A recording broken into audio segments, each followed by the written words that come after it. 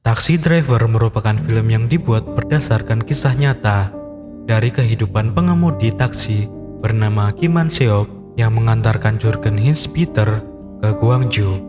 Kala itu pemberontakan besar-besaran terjadi di sana yang diperkirakan memakan korban hingga 2000 jiwa. Film ini pertama kali tayang pada 2 Agustus 2017 dan menempati posisi ke-12 film terbanyak ditonton sepanjang sejarah Korea Selatan dengan penjualan lebih dari 12,1 juta tiket. Bagaimanakah cerita dari Kim dan Peter?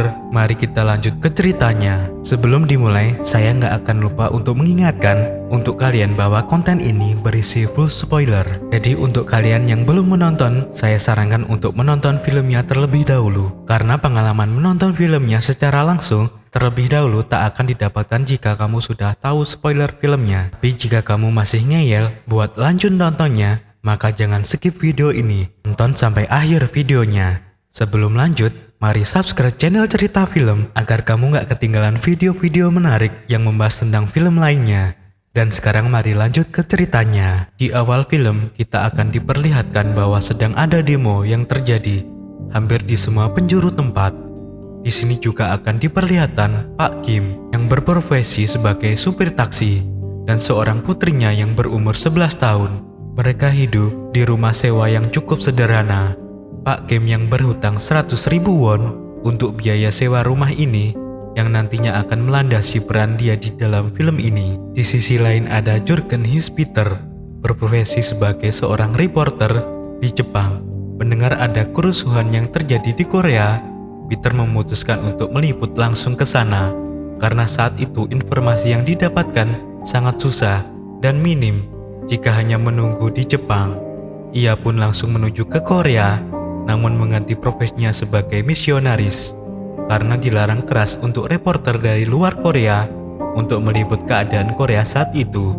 Sesampainya di Seoul, Korea, ia bertemu dengan seorang temannya dan mendapatkan berita bahwa daerah Gwangju adalah bagian yang paling susah mendapatkan informasi, sehingga ia memutuskan ke sana sendiri menggunakan taksi dan akan membayar 100.000 won untuk perjalanan dari Seoul ke Gwangju dan kembali ke Seoul dalam sehari. Di sisi lain, saat di kantin, Pak Kim mendengar dari seorang supir taksi bahwa ia akan mengantarkan seorang turis yang akan memberinya 100.000 won dalam perjalanan sehari dari Gwangju dan kembali lagi ke Seoul. Mendengar itu, Pak Kim mempunyai pemikiran yang cerdik. Pak Kim tanpa menghabiskan makanannya dan tanpa pikir panjang menghampiri turis yang tak lain adalah Peter dan mengaku bahwa ialah yang diutus untuk mengantarkan Peter ke Gwangju. Ia juga merasa bisa berbahasa Inggris karena pengalaman kerja di Arab. Memang demi uang sepertinya semua bisa dilakukan. Mereka pun pergi ke Gwangju, namun ternyata akses menuju Gwangju telah ditutup oleh tentara militer. Kemudian mereka pun memutar balik jalan melewati bukit. Tapi di sana juga ada tentara militer yang memblok jalan. Namun mereka memberikan alasan bahwa Peter adalah seorang pengusaha dan salah satu orang yang berpengaruh di Gwangju. Akhirnya mereka pun diperbolehkan lewat. Sesampainya di tengah kota, keadaan telah sepi dan penuh dengan tulisan aksi protes di mana-mana. Di saat itu juga mereka bertemu dengan beberapa mahasiswa yang hendak ke rumah sakit. Disinilah mereka berkenalan dengan Jae-sik, seorang yang menjadi pemandu perjalanan mereka karena ia cukup menguasai bahasa Inggris. Singkat cerita, akhirnya Pak Kim pergi bersama Peter dan Jae-sik. Selama perjalanan disinilah, Jae-sik menjelaskan bahwa para supir taksi Gwangju rela untuk mengangkut para korban-korban yang berjatuhan selama adanya unjuk rasa. Dengan resiko mereka bisa ditangkap para tentara dan dibuang. Jae-sik merasa senang karena ada reporter asing yang mau datang untuk meliput mereka dengan harapan berita tentang Gwangju ini bisa dibawa ke dunia luar. Mereka pun sampai di sebuah gedung untuk meliput unjuk rasa yang sedang berlangsung di situ. Juga ada wartawan lokal dan tiba-tiba di tengah unjuk rasa para militer mulai menembakkan gas air mata dan memukuli para pengunjuk rasa baik tua, muda, pria, wanita. Sebuah tindakan yang sangat menyedihkan. Mereka pun ke bawah agar mendapatkan gambar yang lebih baik. Tapi disinilah akhirnya militer melihat Peter sedang mengambil gambar dan ia pun mulai dikejar oleh militer. Namun mereka berhasil melarikan diri. Ketika malam tiba, Pak Kim dan Peter ingin kembali ke Seoul, namun kendaraannya mogok. Mereka pun diajak menginap di rumah Huang. Selagi mobil Pak Kim diperbaiki Huang, ini adalah salah satu sopir taksi lokal di Gwangju. Malam itu ternyata sebuah stasiun TV terbakar dan para militer datang di situ. Juga Peter, Jae-sik, dan Pak Kim sudah datang untuk melihat kejadian kebakaran itu. Sebagian para militer ternyata melihat Pak Kim, Peter, dan Jae-sik. Para militer pun mengejar mereka di sini. Jae-sik tertangkap dan Peter diminta untuk menyerahkan kameranya agar Jae-sik dilepaskan. Namun Jae-sik dengan gagah berani meminta untuk Peter dan Pak Kim lari. Dengan mempertaruhkan nyawanya, si Jae-sik yang masih muda berani bertaruh nyawa untuk teman-temannya. Di sini juga Pak Kim tertangkap dan hampir mati, tapi diselamatkan oleh Peter, dan mereka berdua pun berhasil meloloskan diri kembali ke rumah Huang. Singkat cerita, subuh-subuh, Pak Kim karena merasa trauma atas kejadian semalam dan merindukan putrinya, dia pun meninggalkan Peter dan ingin kembali ke Seoul. Namun ternyata Peter mengetahui bahwa Pak Kim akan kembali ke Seoul, sehingga ia memberikan sejumlah uang ke Huang untuk diberikan ke Pak Kim, dan juga memberikan plat nomor Gwangju agar Pak Kim tidak dicurigai. Ia pun melanjutkan perjalanannya sendiri. Di tengah perjalanan, Pak Kim mendengar orang-orang berbicara tentang Gwangju, dan dari koran yang beredar bahwa banyak tentara gugur karena ulah mahasiswa dan gangster. Karena Pak Kim menyadari bahwa masyarakat di luar Gwangju melihat yang sebaliknya. Justru para militerlah yang bertindak anarkis kepada para mahasiswa dan masyarakat demonstran. Hal ini membuat hati Pak Kim merasa bersalah karena telah meninggalkan Peter sendiri dan tidak terima akan berita yang sebenarnya. Ia pun memutuskan untuk kembali menjemput Peter, apapun risiko yang akan dihadapi. Sesampainya di rumah Huang, dikabarkan Huang dan Peter berada di rumah sakit, dan Pak Kim pun menuju ke sana. Tiba di rumah sakit, sudah banyak orang terluka dan terlihat Huang dan Peter menangisi seseorang. Saat dilihat oleh Pak Kim, itu ternyata adalah Jae-sik. Jae-sik telah meninggal. Kabarnya, ia dipukuli sampai mati setelah kejadian malam itu, dan mayatnya dibuang di sawah.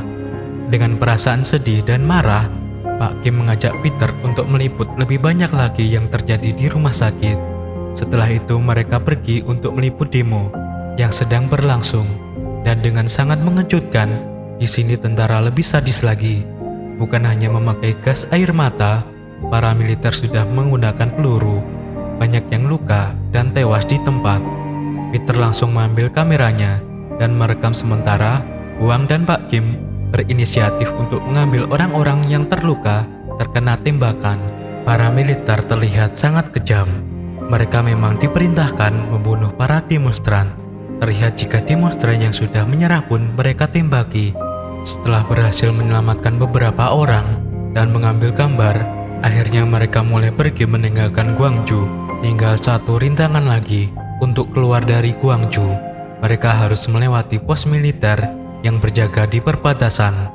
Mereka pun diperiksa dan ketahuanlah oleh pemimpin tentara kalau ternyata plat Pak Kim, plat Seoul, yang asli disimpan di bagasi mobilnya. Tapi si pemimpin tentara meloloskan mereka dan menyuruh untuk melanjutkan perjalanan.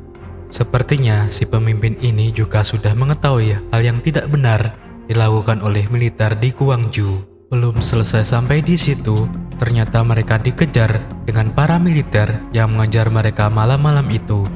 Tiba-tiba Huang dan sopir-sopir taksi yang lain datang untuk membantu mereka kabur.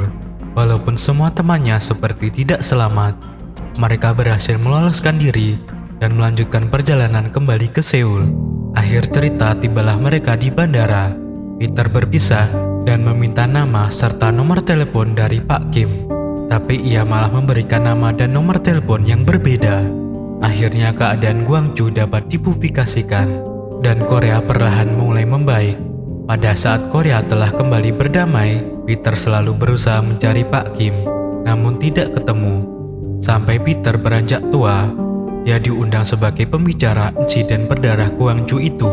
dan Peter masih menceritakan perjuangan sopir taksi bernama Kim Man-seok, dan selama ini dia masih mencari keberadaannya. Di scene selanjutnya kita diperlihatkan Pak Kim yang sudah tua dan tetap menjadi sopir taksi. Dia kemudian melihat kabar berita dan ternyata ada Peter yang menceritakan kejadian Gwangju.